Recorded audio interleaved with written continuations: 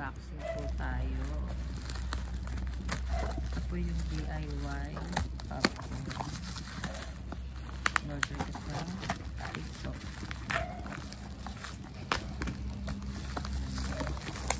Para makatipid. Magawa tayo ng ating sariling popcorn.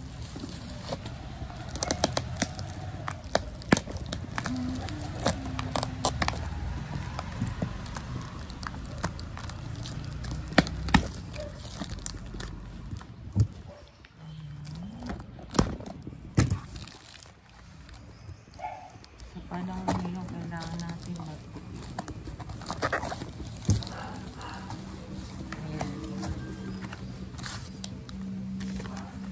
So, ito po yung laman ng box.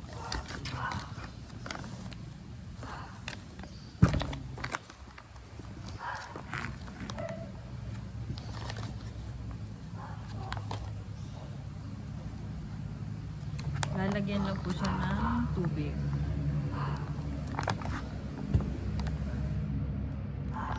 Nakalagay dito, i-shake at ihalo ang kit sa 4 na litro ng tubig. Ayan. Haluin ng 3 minuto, i-rest ng 3 days at haluin araw-araw habang naka-rest ito.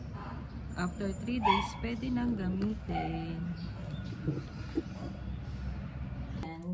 Bali, 4 na litro tubig sa timba.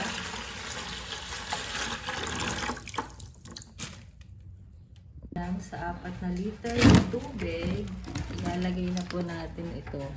Ayan. Kit. So, bali,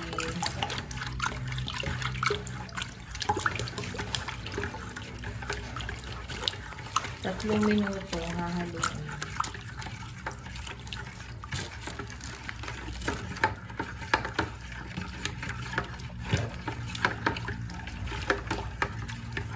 Magaling lang palang gumawa nito, no?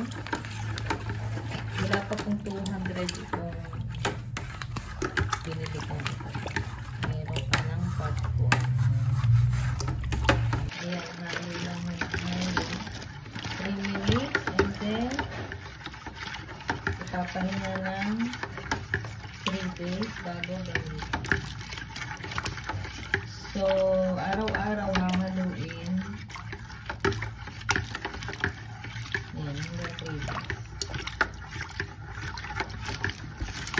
Na po, bali, re-rest po natin siya ng 3 days pero everyday kailangan haluin.